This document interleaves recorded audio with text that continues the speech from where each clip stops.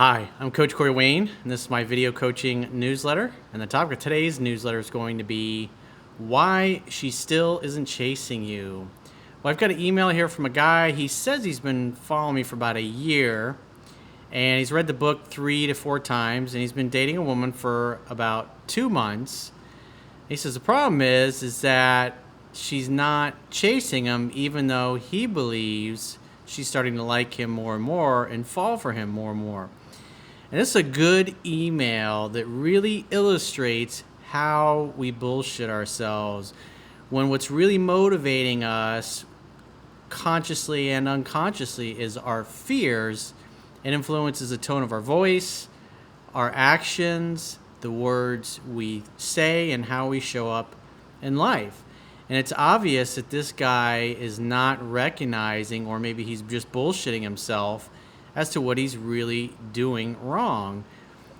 But the email, it's pretty obvious once I go through and point out where this guy is going wrong and what he needs to do differently. It's a great email to help you fine-tune your approach because let's face it, overcoming bad tendencies or bad behavior in the past is not easy, especially when you're with somebody you really like, especially when you start dating women that you normally used to look at and think, oh, that girl's way out of my league. I'd never date somebody like that. And then when you're actually on dates with women like that, and then you start dating and sleeping with them, you're much more heavily invested emotionally, mentally, spiritually, and physically than the regular women that you're used to dating.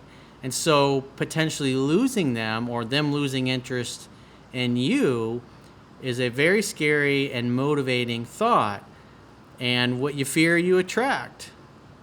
And this guy is a prime example of that. He doesn't even recognize what he's subtly doing to sabotage his own success. So I have a quote that I wrote, and then we're going to go through his email. The quote says, "Women fall in love slowly over time. They need time and space away from a man for their feelings to grow. Men who try too hard, over-pursue, and try to force sex, romance in a relationship end up getting friend-zoned, rejected, or ghosted.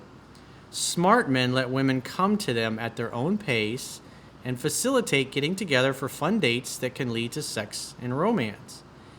Men who are balanced, happy, whole, complete, and who are focused on their purpose and mission in life naturally exude the right amount of charm, humor, humility, action, pursuit, and indifference that drives women wild.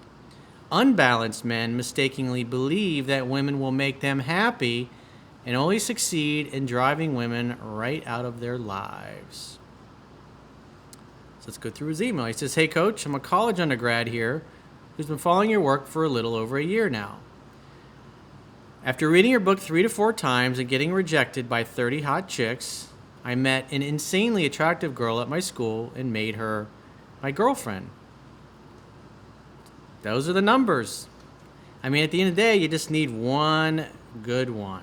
So no matter how much failure and rejection or setbacks you have, you never know what's going to happen next. But the reality is if you give up, all you got to do is look at other people who have given up, and the results are not good. So he says, "We've been dating for about 7 to 8 weeks, and I made her my girlfriend 5 weeks in." Let's read that statement again. "We've been dating for 7 to 8 weeks, and I made her my girlfriend 5 weeks in." Well, that's the first hint of controlling behavior and trying to force things. Because even though he's been following me for a year, and he says he's read the book 3 or 4 times, he made her his girlfriend. So more than likely, he brought it up. Now, why would he bring it up? Because he's worried that she's not going to want to become his girlfriend. Therefore, he's trying to force things. And the reality is he hasn't completely overcome those bad behaviors that led him to my work in the first place. It's not easy. And like I talk about in my book, How to Be a 3% Man, I went through the same thing. It's really hard to learn the balance between pursuing too much and then backing off and not pursuing enough. And that's where having your purpose and your mission in order and having a great life, great social life, taking care of yourself, taking care of your body, really learning to enjoy your life, enjoy being single, enjoy your time alone when nobody is around. And when you can have a great time by yourself doing nothing, then a woman is a great complement to your life. She makes everything better in your life, especially when you're out with somebody you really dig, you're really into, and you're really attracted to, and vice versa. It's just everything is better. The sun shines better, the nights are better, waking up is better. It just seems to put a little more zip in your step when you have somebody to spend time with who you really love being around and listening to, and vice versa. It's not going to happen with somebody that's just mediocre or that doesn't stir anything inside you. So he says, even though I'm initiating most of the contact, that's the opposite of what I teach. And as my book teaches, you should start out once a week, one date. If you're a busy professional, she's a busy professional, both of you are maybe going to have 1 or 2 days where your schedules line up that you can even get together for a date, at least in the initial stages. And so if he's initiating most of the contact, what does that mean? He's having a problem letting go. And he's trying to force things because deep down he's obviously still driven by his fear that she's not going to like him. And you'll see in a second that fear is actually causing to manifest what he's afraid of, which is her not falling. And obviously he reaches out because he recognizes something's wrong, but he's been following me for a year. I'm sure he's heard this before. And he's read the book 3 or 4 times, but yet he's doing the opposite. Because if you're 7-8 weeks down the road and you follow what the book teaches, she should be at the point right now where she's head over heels in love with you, and she's calling and she's texting you 2 to 3 times a day, and you're usually together just about every night. And when the guy just simply does 1 date per week as the weeks go by, I mean, sometimes you might not be able to go out for 2 weeks in the beginning when you're just starting out. But as you both like each other and your lives tend to open up more towards one another, in other words, you make time for each other as you become a priority in her life, it's amazing. Her schedule becomes really flexible and more open. In other words, you become the first person she checks with when she's planning her week out. But when you're forcing it like this, it doesn't give her time and space away from you to wonder about you and to think about you. Now, why would he be behaving this way? He's not focused on his mission and purpose in life. His life is out of balance. That's the problem here. He doesn't have a balanced life. He's looking to the woman to make him happy. He's looking to her for validation that he's a good boy. So he's trying too hard. He says, even though I'm initiating most of the contact, her feelings are growing for me every time we get together. That's the lie that he tells himself. I know I'm doing the opposite of what Corey teaches, but she really does like me. And this is what he tells himself. And this is what guys tell themselves when the girl ghosts them or won't call them back or friend zone them. But we really care about each other. She's just got some things she's going through right now that are really difficult. No, it's just she has low interest in you at this point. He says, yesterday we had sex multiple times and I gave her multiple orgasms. And she's starting to get more cuddly and more open about her personal life. Those are good signs. However, notice what he says next. After she left my house last night, I texted her good night, and now it's been 24 hours and she hasn't replied. So if she was really falling for you and you were on her mind 24/7, she wouldn't have ignored your good night text. The reason she ignores it is because she knows you'll probably text her or call her again in a little while. Remember, you must love in such a way that the person you love feels free. And so therefore, she doesn't really feel free. And so therefore, she can feel that resistance. She can feel that something is off with you, that your life is a little out of balance, and you're more invested in her emotionally than she is to you. Guy's trying too hard. What do I teach in the book? The phone is for setting dates. not chit-chatting or trying to have a relationship or trying to get somebody to like you through the text. You sell yourself in person.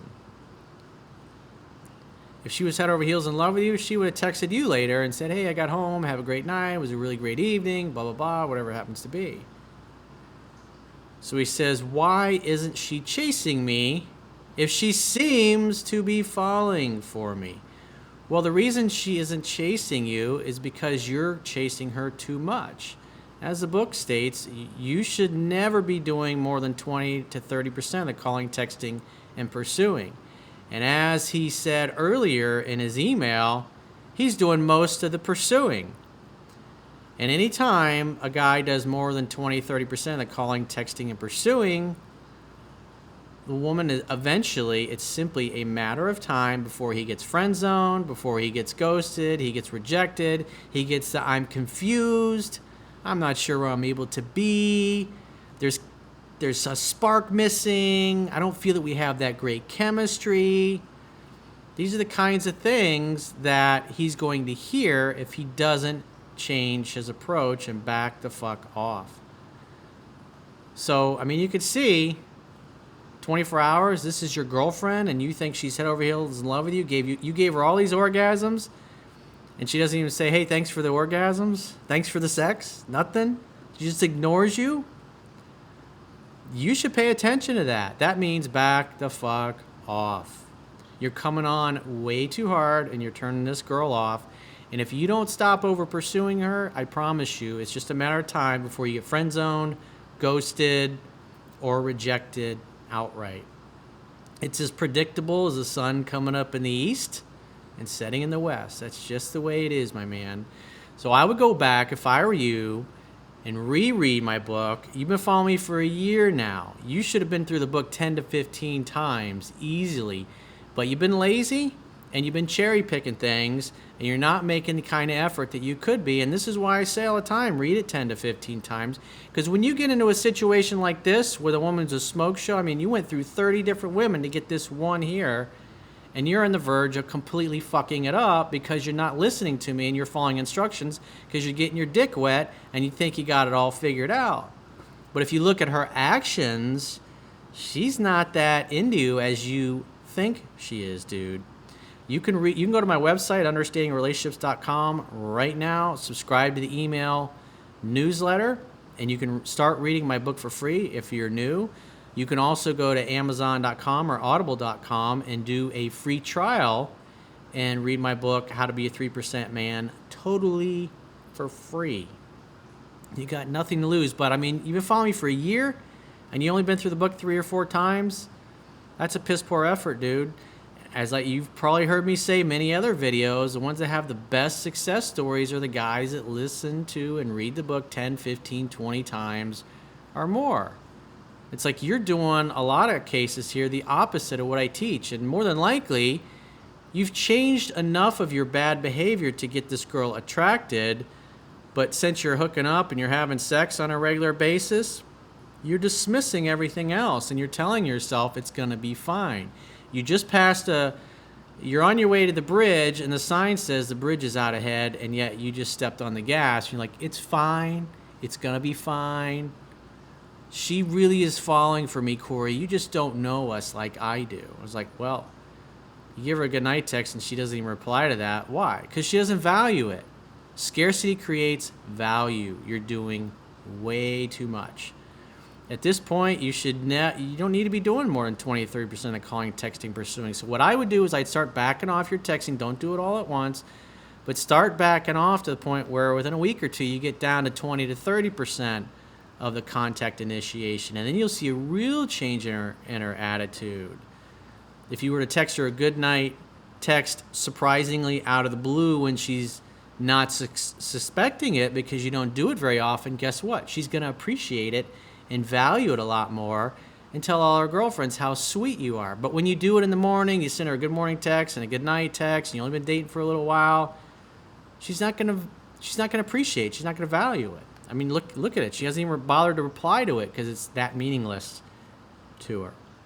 So if you're in a situation and you'd like to get my help, you can book a phone or Skype coaching session with yours truly by going to my website, understandingrelationships.com. Just click the products tab at the top of your screen and book a coaching option. Until next time, I'll talk to you soon.